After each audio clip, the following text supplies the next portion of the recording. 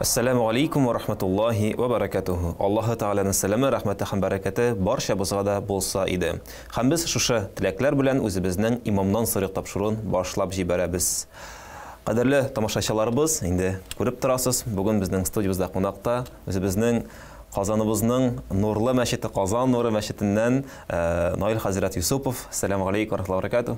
Ва алейкум ассалам ва рахматуллаһи ва баракатуһ. Хәзрәт, алхамдулилlah, бик күп сораулар килде, һәм инде Алла бирса, менә әле алар тапшыру барышында килерләр. Шуңа күрә, кадерле тамашачылар, әгәр дә үзегезнең кызыксындырган сорауларыгыз булса, борчыган сораулар булса, экранда күргән шушы адресларга юллый аласыз. Ул безнең адресыбыз узнаем@huzur.ru электрон адрес. Һәм инде әлбәттә гади хатларда яза аласыз, аларын да кабул итәрбез, укырбыз. Һәм инде әлбәттә шушы студияда хәзрәтләребез белән бергә эзләп табырга тырышып җавапларын һәм озакка сузмыйча башлыйк. Менә беренче сорау бераз гына дини символикаларга бәйле, шундый кызыклы сорау. Ай символы исламда нәрсәне аңлата? Кайдан килгән ул символ дип язганнар безгә? Бисмиллаһир-рахманир-рахим. Коръән-и Кәримдә моңа карата аят юк. Ярым ай дигән ислам диненең символикасы дигән хадис шәрифләрдә дә моңа карата бер дәлил дә юк. Каян бу килгән дигәндә инде Осман империясыннан бу килә. Эртегрулның улы Осман 1299 елда ул күрә төш һәм инде ярым айнан да күрә. Бу яхшы билге дип, шулай итеп шушы флагка ул инде шушы ярым айны куя.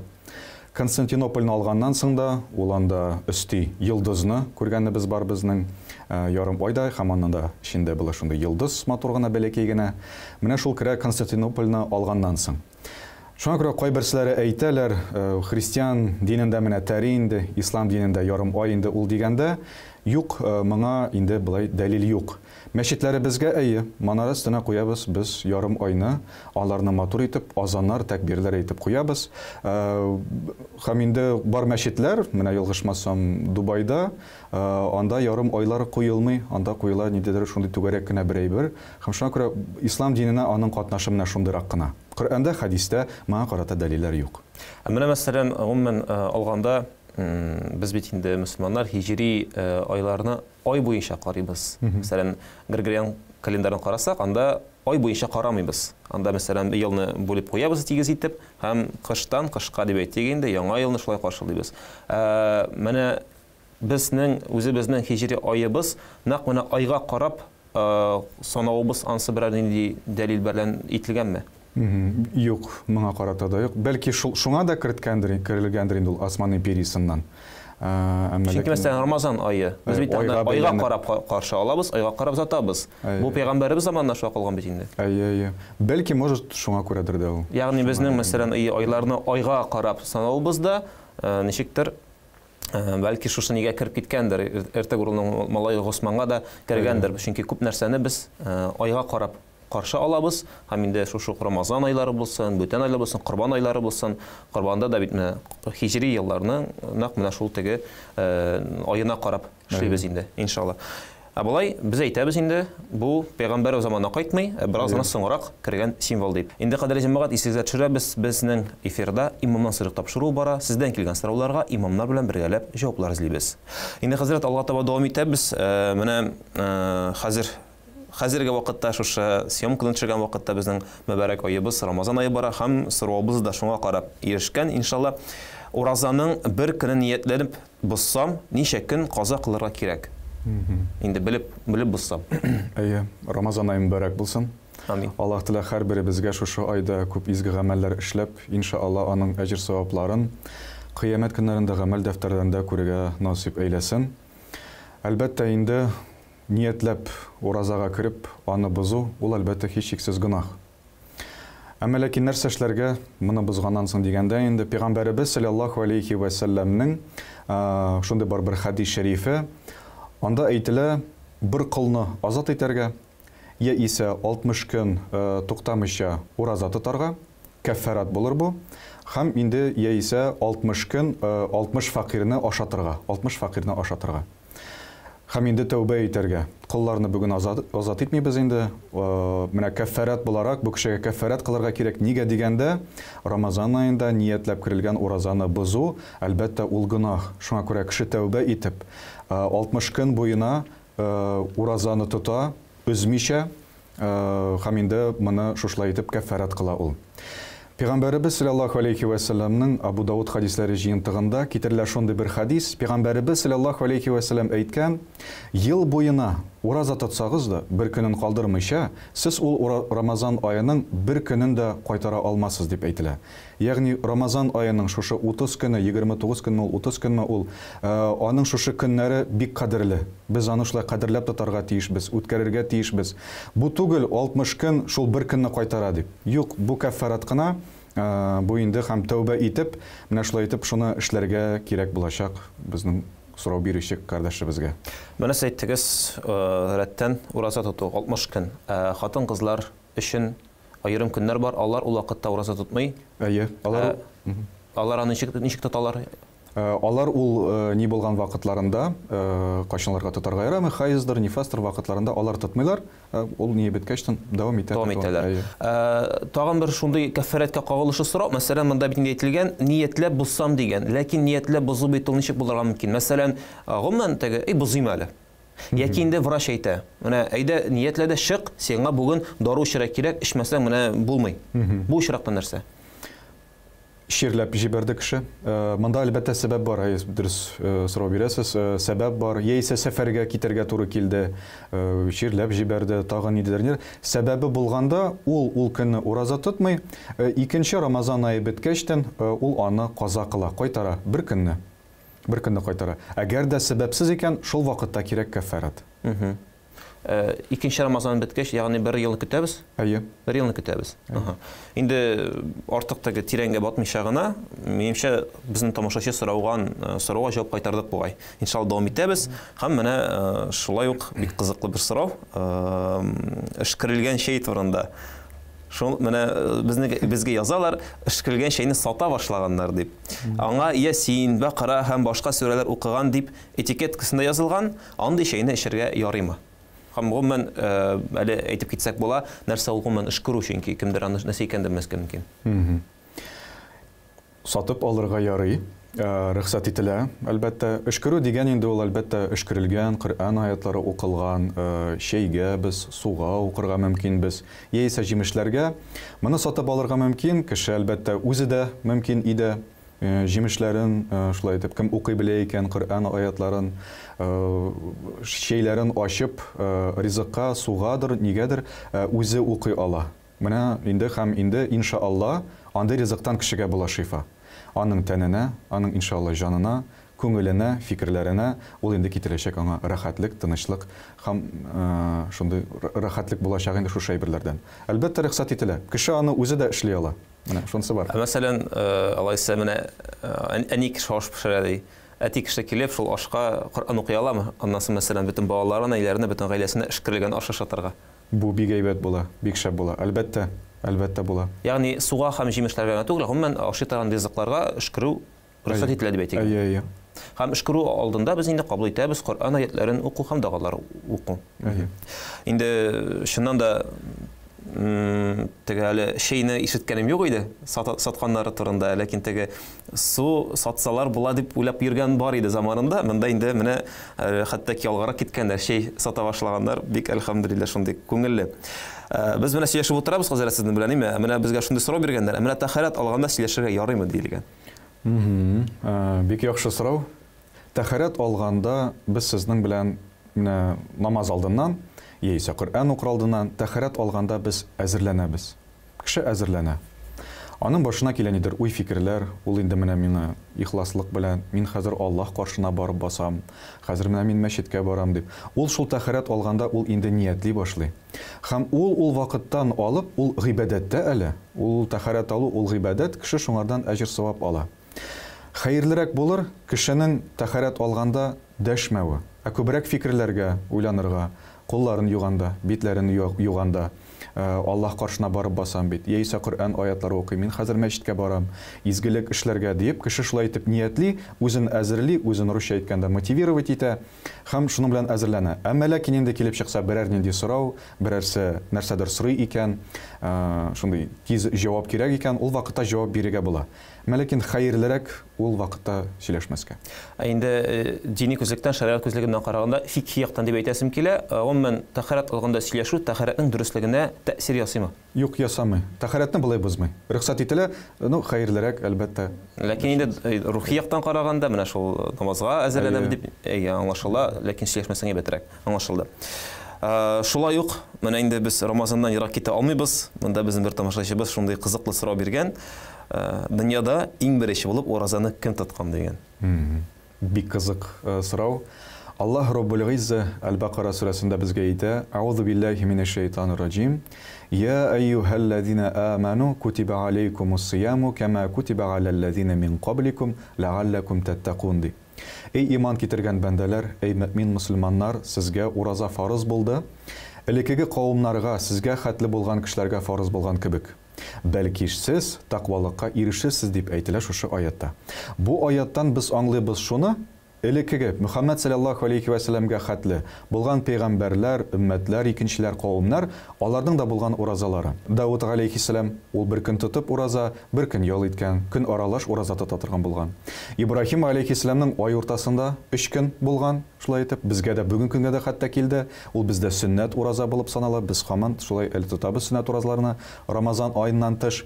Иң беренчесе ул килә Адам алейхиссаламнан. Адам алейхиссалам Хава анабыз белән җәннәттән кулга ачтында Адам алейхиссалам ураза тота. Риваятларда килә төрлечә, ул инде ризыктан, шулай ук ризыктан тыелу уразасы була. Риваятларда килә кайдадыр 40 көн дип, кайдадыр әзрәк дип килә. Беренче була Адам алейхиссалам.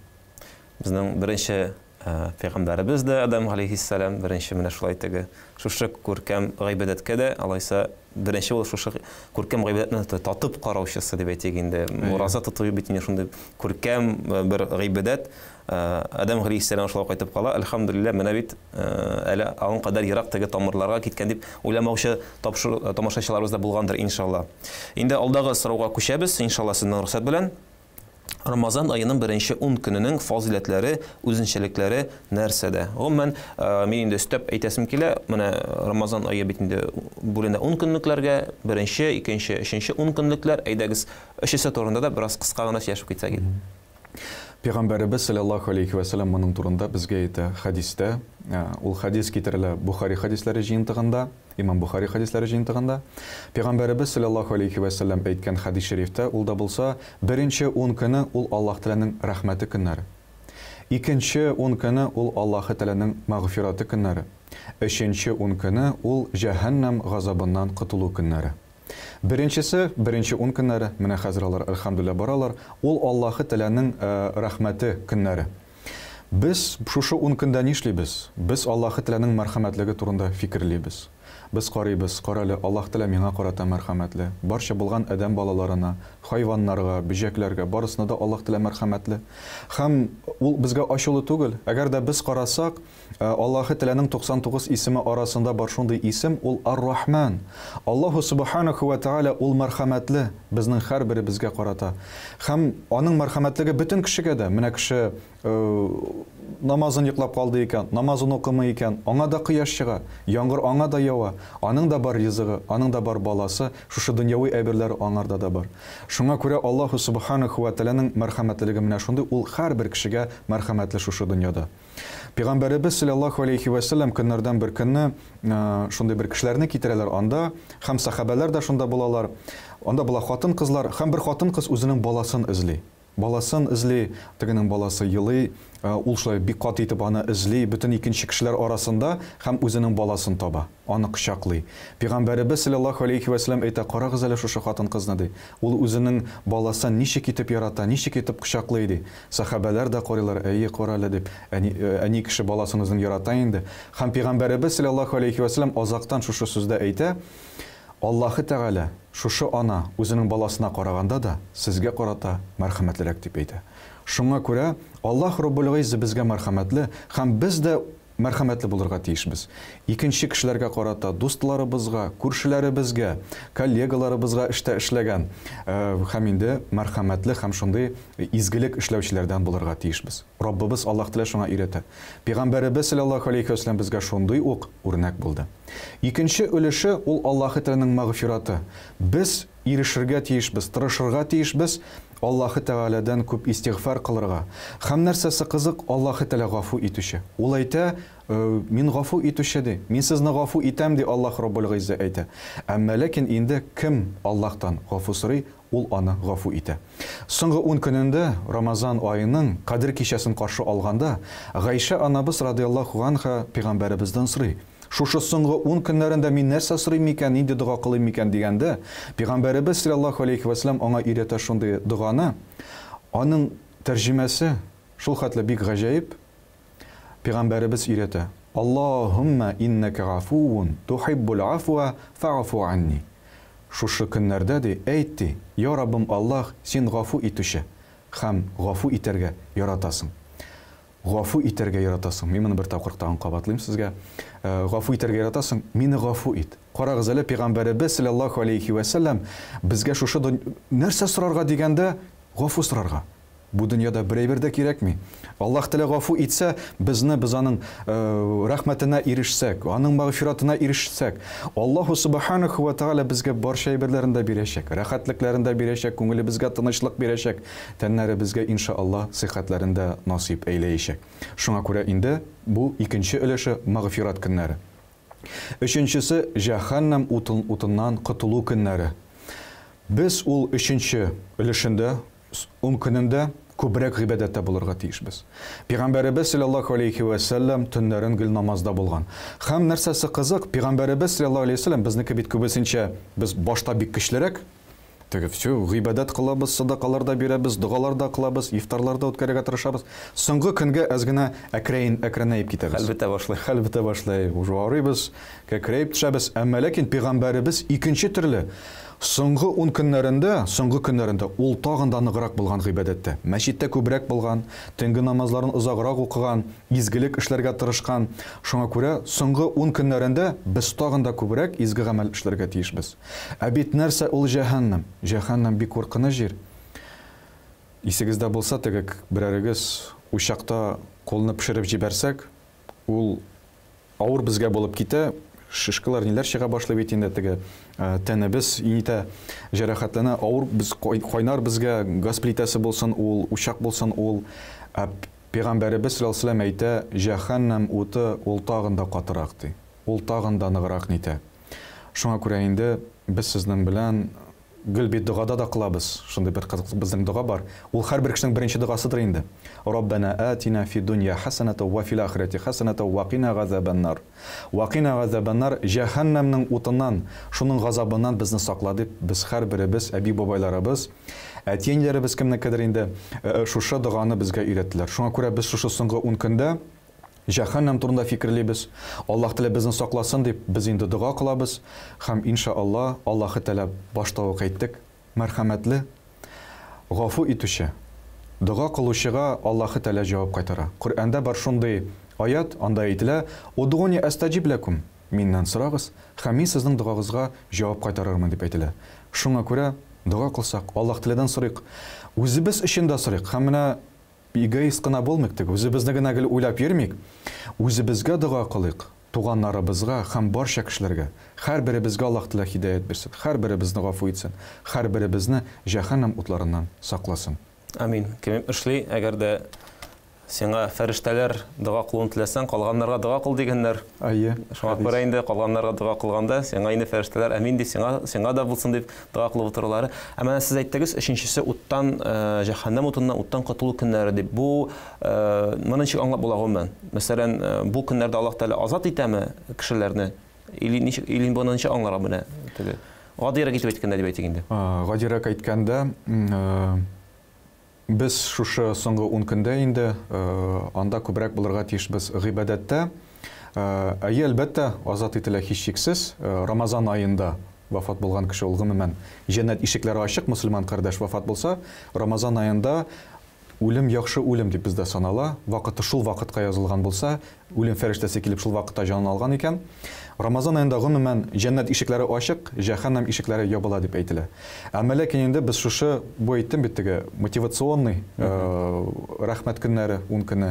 Менә чыннан да теге барасың, кара әле, субханалла, беренче шушы 10 көннәрендә Аллаһ Тәгаләнең рәхмәте бит. Мин шушында шундый җирдә дөньяга килгәнмен. Әти-әнине мин сайламадым. Миңа аны Аллаһ Тәгалә сайлады. Балаларны мин сайламадым. Миңа аны Аллаһ Тәгалә сайлады. Шушындый тәнне, сәламәт тәнне мин үзем сайламадым. Аллаһ сайлады. Хидаятны бирүче, мәчет юлын күрсәтүче, ул бит шул мәрхәмәтле безнең Раббыбыз Аллаһ Тәгалә. Шушы мотивационный һәм Рамазанның шушы урта көннәрендә мәгъфират турында күбрәк уйларга тиешбез. Соңгы 10 көндә җәһәннәм турында күбрәк аятлар укып, күбрәк нитеп, без инде үзебезне теге нитәбез. Нитмә, русча әйткәндә, не расслабляйся, нирәк бул, күбрәк укы, күбрәк гыйлем ал, Коръән аятлары укы, садака бир, изгелекләрне күбрәк эшлә дип, үзебезне ничектер нитәбез, шулай.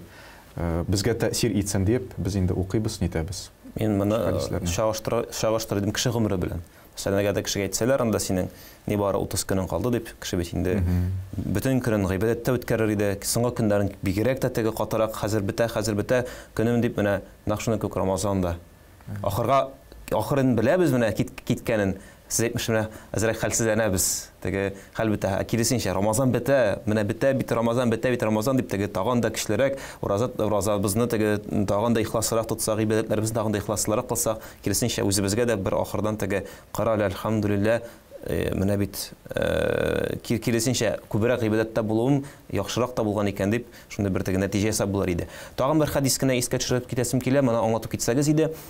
Ифтар вакытында Аллаһ Тәгалә бик күп кешеләрне уттан азат итәм дигән. Бу Рамазан ае буенчамы һәм инде бу гомумән хадис ничек аңлап була? Бу хадисны аңлап була шулай. Кеше бу Рамазан аенда гына түгел, һәрбер ифтарда бу вакытта инде кеше көне буе үзен харам әйберләрдән саклый. Халал әйберләрдән дә саклый. Менә кешегә харам әйбердән туктап торырга бик авыр, исерткеч эчемлекләрен ташларга, ниндидер тагын үзенең гынахларын ташларга. Аллаһка ышанучы бәндә шушы Рамазан аенда ураза тотканда, ул халал булган әйбердән тыелып тора. Ашаудан, эчүдән, ул аңа халал, әмма ләкин инде шушы уразага кирип, Аллаһның ризалыгы өчен. Түгел фигура саклыйм дип, ябыгырмын әле дип, Аллаһ Тәгаләнең ризалыгы өчен ул аны эшли. Һәм ул аңардан һичшиксез зур савап ала. Бездә ике әйтик шулай гыйбадәт дип әйтик микән инде, бик зур әҗер савап алына, ул хисапсыз анда. Ул берсе сабырлык, кеше сабыр иткәндә һичшиксез нык зур савап ала. Сабыр итә, ничек сабыр итә, әлбәттә авыр гына булса, бик авыр булса, ул инде савабын Аллаһ Тәгалә үзе генә белә. Бик күп ала савапны. Һәм Рамазан аенда ул сабырлык, кеше анда сабыр итә, аңа нык күп әҗер савап языла. Һәм инде шуңа күрә җәннәттә булачак шундый ишек, ул Ар-Райян ишеге, анда керерләр шулар кемнәр ураза тотарга яратканнар менә.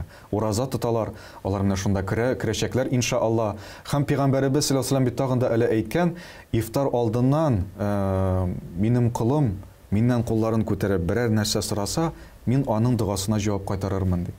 Бу сахих хадис китерелә Имам Тирмизи һәм Имам Ахмад хадисләре җыентыгында, шуңа күрә аның әле авыз ачыр алдыннан кылыначак дугасы да кабул була. Бу инде Аллаһ Тәгаләгә дуа кылса, Аллаһ Тәгалә киртәсез шушы дуаны кабул кыла дигән сүз име? Әйе, иншалла. Инде кадерле җәмәгать күреп торасыз, Рамазан темасы ул тәмле тема. Моны силисе генә килеп тора, әйтәсе генә килеп тора, чөнки шуннан да бик зур нигъмәтләргә, бүләкләргә бай. Ай ул Рамазан ай, шуңа күрә инде иншалла теге алда тагын шундый әле Рамазан тында сораулар бар. Кирип китеп, шулай теге тәмләп сөйләшербез. Инде алдагы сорау күчмичә булмас, иншалла, сездән килгән алдагы сорау. Акчасы булмаган кешегә шатырларда ифтарларны үткәрү ярыймы, ифтар кылырга ярыймы? Менә кемнең акчасы юк, ул барып шунда ифтар, менә өендә түгел, аның акчасы юк. Ул барып ифтарларны менә кая үткәрәләр, мәчетләрдә, шатырларда, ниләрдә, шунда барып ифтар кылса ярыймы дип сорыйлар. Ифтарланырга бу бай кешегә бит язылган. Ну, монда язылган акчасы булган кешегә. Акчасы булган кешегә. Барырга, һәм анда авыз ачарга, ифтарланырга рөхсәт ителә. Менә без карасак, без табын җыйсак, берәр нинди бәйрәмгә, анда Рамазан гаетенә җыелганда, без карасак, безнең җыела, безнең яннарыбызга күбрәк хәлле кешеләр. Ул туганнар анда, алар бит барысы да байдыр, аларның ризыклары да бар. Әмма ләкин бай булган кеше дә анда барып, ул ифтарланса, ул анда күрә фақирләрне дә. Менә мәчетләрдә үткәрелгән ифтарларда без чакырабыз барысында. Анда килә бөтен кеше. Мәчеткә гомумән һәрбер кеше килә. Байы да, фақире да дигәндәй, ятиме да бөтенесе дә киләләр. Һәм анда килеп без барыбыз да бергә. Аллаһы Тәгаләнең каршысында барысы да тигез. Ул анда үзенә гыйбрәт тә ала. Ул анда күрә шушы фақир мискеннәрне, мөхтаҗларны, кайбер вакытта киләләр менә, киемнәре дә аның бик җыртык. Ну шуңа карамастан ул әле ураза тота, андыйлары да бар. Ул аңа теге карап нитәргә, ул фикерләү була. Ул фикерли кара әле. Килдем менә ураза тотам кара әле. Минем әле ризыгым бар, ашарыма бар. Моның менә ризыгы да юк, кара әле килгән. Ураза тота, уразалы дип, ул үзенә гыйбрәт ала. Безнең яннарыбызда бар байлар, җитешкәннәр, уңышка ирешкәннәр, әмма ләкин арабызда менә юк. Һәм мөхтаҗ кешеләр кем нитә, аларны әлбәттә ул ифтарда күрергә мөмкин. Ифтар әзерләнә, мәчетләрдә булганда, өйдә дә без әзерлибез менә ифтарларны. Ул бөтен кешеләргә дә. Анда күп кешеләрне чакырырга була. Фақирләрне чакыру әлбәттә бик әйбәт була. Мөхтаҗ кешеләрне, ятимнәрне мәсәлән, ул бик саваплы була Рамазан аенда. Инде акчасы булган кеше киресенчә шундый ифтарларга килеп, фақирләрнең бар икәнен күреп, икенче көн аларны өйләренә чакырырга мөмкин бит. Шуңа күрә инде. Үткән елны шундый бер хәл булган иде. Бер кардәш хәллерәк инде үзе. И садаканы сиңа бирәм ди, син тап үзеңдә шул фитр садакасын берәрсенә тапшыр инде дип. Мин теге безгә вакыт булмас сәбәпле, мин әйтәм, адресы бармы, әйтәм, әйдәгез бирәм, мөхтаҗ кеше, барыгыз бирегез. Моңа бирдем, личный водитель белән, все бу китте. Моны бирергә янарысын шылтырата бу. Мин аларга бардым ди. Миндә күп проблема дип йөрим ди. Анда ди, бер лампочка асылынып тора ди аларның өйләрендә ди. Ул холодильниклары да эшләми ди. Бер көн белән генә яшиләр ди. Газ плитәләре юк, электр плита белән аш кайнатып маташай шул хатын-кыз ди. Мин шунда кергәчтем. Хәзрәт чынлап та ди, эшми торган, тартмый торган гаилә ди. Ире кайдадыр эшли, эшми торган, хулиган ни түгел ди инде. Исерткеч эчемлекләр белән теге харам эшли торган кешеләрдән түгел, тырышалар яшәргә. Аллаһы Тәгалә шундый тәкъдирне аларга язган ди. Рәхмәт ди, что син мине шунда җибәрдең. Бу мине фикерләргә генә итте ди. Чыгып менә шулай итеп, шундый сүзләрне миңа әйтте. Шуңа күрә ул гыйбрәт. Күңелләр йомшара торган бер шундый гыйбрәт, бер дәрестер, иншалла. Һәм Рамазан ае ул безне берләштерә. Менә хаҗ вакытындагы кебек Рамазан аенда без бергә берләшәбез. Таравих намазларында бергә укыйбыз, нитәбез, танышабыз, бер-беребезгә ярдәм итәбез. Ул бит шундый ай, Рамазан ае. Менә безнең алдагы сорау бирүче тамашачыбыз сезнең шушы әйткән җөмләгезне белепме шунда, белмим шунда дөрес кенә бик сорау биргән матур гына. Рамазан аенда ураза тоту белән намаздан башка тагын нинди яхшы гамәлләр кылып була дигән менә. Әйдәгез әле менә хәзер инде бөтен шундый яхшы гамәлләрне санап китик. Беренчедән әйтергә кирәк, Рамазан ае ул Коръән ае. Рамазан шәриф аеның шушы соңгы көннәрендә Ләйләтул Кадр сүрәсендә дә әйтелә. Аллаһ Раббул Гизза әйтә: "Аузу биллаһи минәш шәйтанир раҗим. Инна анзалнаху фи ләйләтил Кадр." Дөреслектә без Аллаһ Тәгалә үзен улылап әйтә. Аны ди Коръәнне ди индирдек ди Кадр кичәсендә. Шушы Рамазанның соңгы 10 көненең бер төнендә иңдерә башладык дип Аллаһ Раббул Гизза безгә әйтә. Бик нык саваплы була Рамазан аенда Коръән аятларын уку.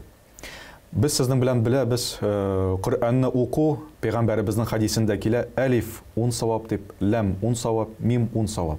Без аның тәрҗемәсен белмибез. Тәфсирләрдә дә языла, тәрҗемәсе аның язылмый, Аллаһка гына ул мәгълүм. Әмма ләкин шуны гына уку да алиф дип әйтү, лам, мим аның өчен 10 савап языла. Рамазан аенда әҗир савап 700 мәртәбәгә күбрәк. 700 мәртәбәгә күбрәк. Шуңа күрә Коръәни Кәримне күбрәк укырга тырышыйк шушы Рамазан аенда. Укып, тыңлап, аудиозапис белән, таравих намазларында. Һәм кеше аңламаса да, аңа әҗир савап языла. Нәрсәсе кызык? Менә монда Пәйгамбәребезнең бит хадисендә килә: Алиф, лам, мим 10 савап, 10 савап, 30 савап, алиф, лам, мим дип әйтеп. Шуңа күрә кеше аңламаса да Коръәннең тәрҗемәсен, аңа шуңардан хәрефләрдән әҗир савап языла шушы кыйраат укыган өчен. Тыңлаган өчен дә һичшиксез әҗир савап языла. Шуңа күрә беренче булып Коръәни Кәримне уку. Икенчедән әйтер идем, ифтар үткәрү, авыз ачтыру. кешегә, мәсәлән, яисә шундай бер хадис бар бит, җәһәннәм утыннан үзегезнең финик кисәге белән булса да саклагыз дип. Шуңа күрә финик белән яисә мөмкинчелек булса ифтар үткәрү бу бигрәк тә гүзәл эш. Монда әйтергә кирәк, ифтар үткәргәндә туганнарны чакыру, балалар белән бергә утырып, хәзрәтне чакыртып анда вәгазь сөйләтеп, шул вакытта ул күңелле шундый бер ни була. Туганлык җипләрен ныгыту Рамазан аенда бик нык саваплы. Рамазанга хәтле талашкан булсагыз, ниткән булсагыз, чакырып аны, киләле, әйдәле, ифтар үткәрәбез. Тегендә мәчеттә икән, мәчеткә аны чакырыйк ифтарга. Өйдә икән, өйгә чакырыйк. Моңардан әҗер савап бик нык зур. Уразалы булсалар бик шәп әлбәттә. Шулай итеп, кеше инде ала шуңардан бик нык зур әҗер савап.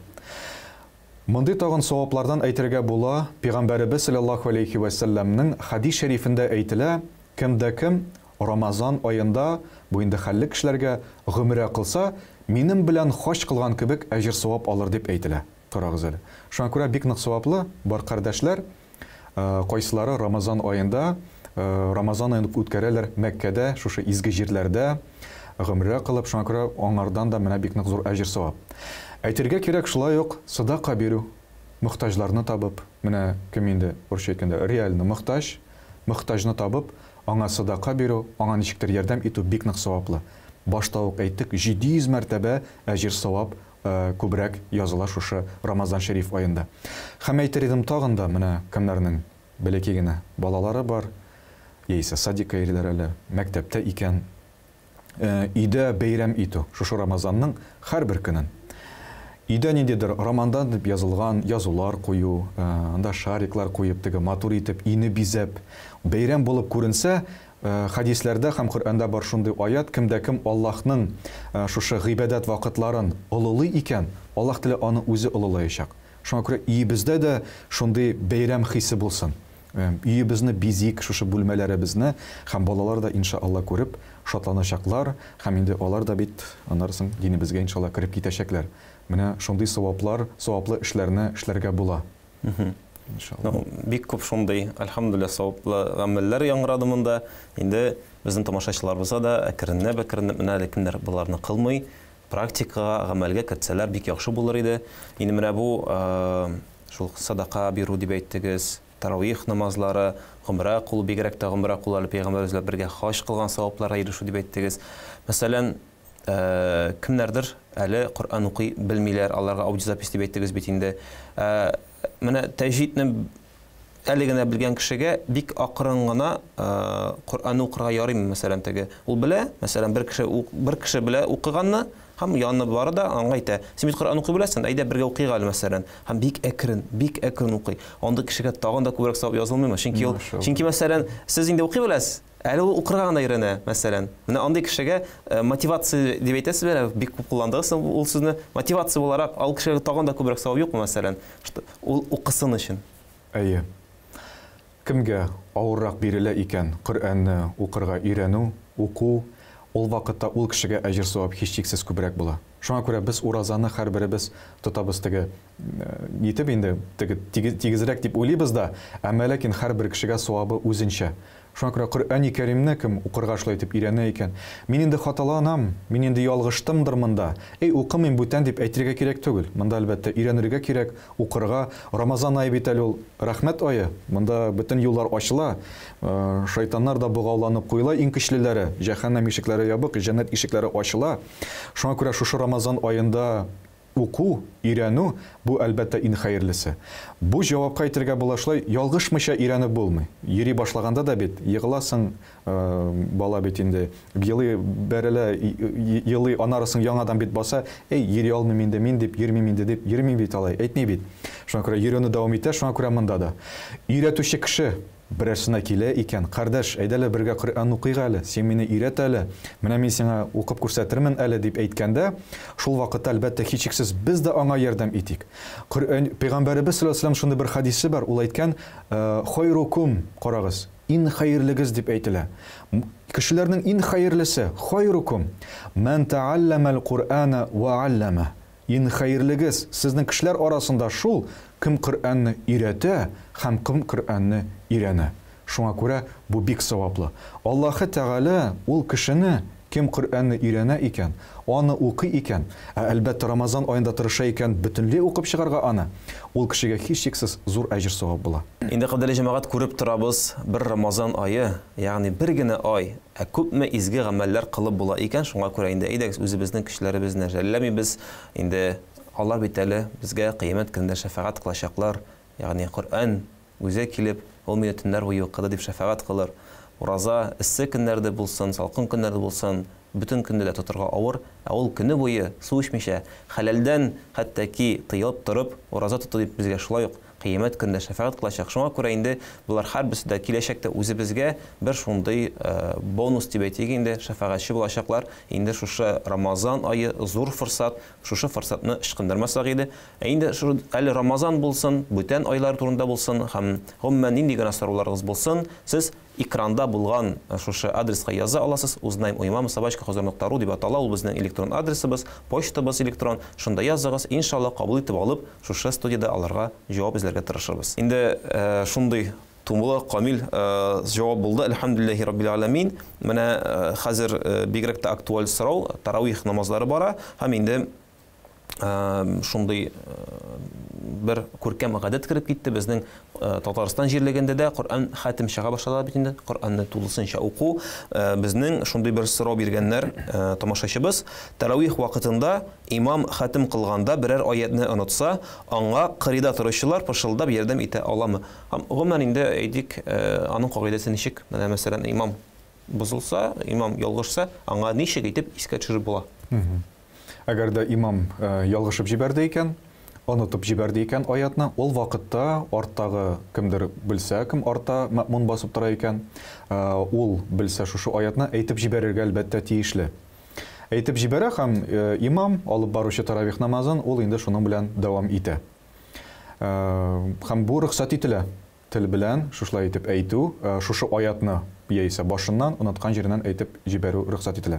Шулай ук әгәр дә имам онытылып җибәрелсә, нитсә, рукуктыр, сәҗдә мәсьәләсендәдер, без инде субханалла дип әйтәбез. Бу хадисләрдә дә килә, безнең Абу Ханифа мазһабында да. Шуңа күрә без аны субханалла дип төзәтәбез. Ул инде үзе, миңа рукуккамы, сәҗдәгәме нитәргә, китәргә кирәк икәнен ул үзе аңлап җибәрә инде. Шуңа күрә әлхәмдүлиллаһ, рөхсәт ителә. Мәсәлән, сез әйттегез, белгән кеше белсә, исенә төшерә дип. Мәсәлән, безнең бит инде алда иратлар залы бар, артта мәсәлән хатын-кызлар залы бар. Иратлар сизмәде ди, мәсәлән, шушы ялгышны хатын-кыз сизеп алды ди. Хатын-кызга ират имамны ничек итеп мәсәлән төзәтеп була, ни рәвешле? Хатын-кыз иратлар белән укыганда, арттарак булганда инде сез әйткәнчә, ул әйтми. Хатын-кызның тавышы чыгарга тиеш түгел, ул аятны дәвам итми. Әмма ләкин инде берәр ялгышлыкны сизсә, шуңа күрә ирегез артында намаз укыганда ялгышлык сизсәгез, анда инде мөмкин кулга чабырга. Шулай итеп кенә әйтә ала. Мәсәлән, әле намазга мәсәлән килеп кенә барышы бер кешенең, әле ул намазга басмады, ләкин имамның ялгышканын күрде. Намазда булмаган кеше шулай төзәтә аламы имамны? Әйе. Шулай төзәтә, имам инде итеп бара. Һәм инде тагын бер генә шундый кызыклы сорау, аны миңа үземә шәхсән биргәннәр иде берничә көн элек. Гаврат мәсьәләсендә, әгәр дә кешенең мәсәлән намаз вакытында гавраты ачылды икән, намазда булмаган кеше яки артта басып торган кеше, ул кешенең гавратын мәсәлән күлмәгә күтәрелеп китте ди. Төшереп куя аламы дип сорау биргәннәр иде. Намаз вакытында. Әйе. Намаз вакытында, мәсәлән, намаз укый кеше, мәчет намаз укый мәсәлән. Артында тәсбих тартып утыра бер кеше. Һәм күрде аның күлмәгә күтәрелеп киткәнен. Намаз вакытында 4тән 1 өлеш күтәрсә бит инде безнең уже намазда бозлау мөмкин. Һәм бу кеше тизрәк күтәреп тартып куйды дип әйтә инде. Ярыймы? Юк, кирәкмәс. Кирәкмәс. Намазны укып бетергәчтән аңа инде килеп әйтергә кирәк булыр. Кардәш, синең гавратың ачылды дип. Гавратың ачылды. Шундый кызыклы чөнки сораулар биргәлиләр кайчакта инде менә шушындый сорауларда, менә шушындый тапшырылды әйтәм. Карагыз мәйтәм, иманнан сырык тапшыру мәйтәм, Хызыр ТВ каналыннан хәзрәтләр килер мәйтәм, мин сорау бирәмен. Инде сез мәйтәм, шушы телеэкраннар аша мәйтәм җавапны табырсыз. Һәм шуннан да шундый кызыклы сораулар бик күп бирәләр. Инде исегезгә төшерәбез, кадерле җәмәгать. Шуннан да әгәр дә сезнең шундый сораулар бар икән, ул кызыклы да сораулар мөмкин. Ул күңелне борчыган сорау булырга да мөмкин. ул гыйлем алу өлкәсендә дә сорау булырга мөмкин. Нинди генә сораулар булса да, аларны шушы экраннарга күргән адресларга языгыз. Узнаем uymava@huzur.ru дип атала. Электрон безнең адресыбыз, почта адресыбыз ул. Кемнәрнең инде почта адреслары юк, андый гади хатлар яза аласыз. Безнең адресны беләсез, Лобачевская урамы 6. Шунда да язып, гади хатлар язып җибәрсәгез, иншалла без аларны кабул итеп шушында, шушы студияда хәзрәтләр белән бергә инде Алла бирсә, бәйнә-бәйнә сөйләргә, бәйнә-бәйнә карарга, тикшерергә тырышырбыз. Бүген дә инде менә исегезгә төшереп бетәбез. Без Рамазан ае турында да сөйләдек. Рамазан аенда кылына торган күркәм гыйбадәтләр турында да сөйләдек. Һәм инде бигрәк тә менә эшкәрелгән шәй шундый теге кызыклы сорау булып тоелды миңа. Бөтен шундый күркәм сораулар яңгырады. Инде Аллага шөкер, без шушы урында бүгенге тапшыруны тәмамларбыз. Сезгә инде шундый нурлы мәчетебездән, Казан нуры мәчетеннән килгән хәзрәтебез, менә шундый үзе дә нурлы, мәчете дә нурлы. Наил хәзрәт Юсупов, сезгә зур рәхмәт, Аллаһ Тәгалә рәхмәте булсын, бәрәкәте булсын. Инде бездән дә, тамашачылардан да шундый бер рәхмәт әйтеп сезнең белән саубуллашабыз. Ассаламу алейкум ва рахматуллахи ва баракатух. Алланың рәхмәте булсын. Ва алейкум ассалам ва рахматуллахи ва баракатух. Кадерле җәмәгать, сез имамнан сорык тапшыруын карадыгыз. Сездән килгән сорауларга шушында хәзрәтләр белән берлектә җавап табу, инде аларны карау, нигезләрен барлау. Һәм инде әлбәттә шушы сораулар алар килеп торсын. Әгәр дә сездә борчыган сораулар булса, искә төшерәбез. Безгә языгыз, иншалла җавап кайтарырга тырышырбыз. Һәм инде әлбәттә безнең каналдан аерылмагыз, әле алда тагын бик күп кызыклы һәм кирәкле программалар булачак. Бүгенгә саубуллашабыз. Ассаламу алейкум ва рахматуллахи ва баракатух.